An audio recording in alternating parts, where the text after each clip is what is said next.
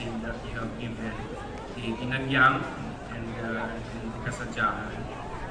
And to Iloilo City, Mayor Raisa Treñas and the council represented by Councilor Nene Nilaliana. And palapakan natin. Ako, again, I said this before and I will say it again. We really appreciate the opportunity that is given by the city and the Dinagyang to the province. You are making us ginahin mo kami parte isang world renowned Dinagyang Festival and of course the IFFI. Our President, Angel De Leon is now our President, no?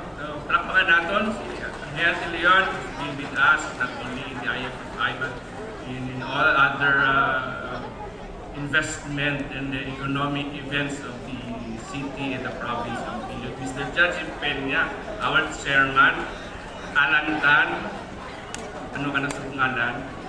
Chairman, financier. Attorney Peña Florida, you are still our chairman of the region, no? For ITED Festival. Thank you very much for this participation.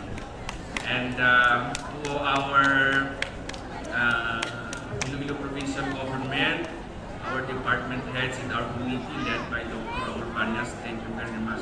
Salamat din pinigyan yung akong na festival. And importante man nga pagpasalamat sa aton nga mga mayors, sa aton kapanahonan.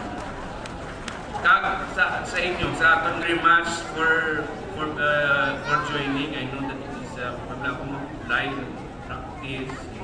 Ang inyong party ang pinaka-importante at pinaka-magintay. Let us not overlook our children, our youth who are participating in our pride. Dako nga bagay para sa our mayors. So ang ating participants, sa mga ito, Mayor Dennis Superficial is with us.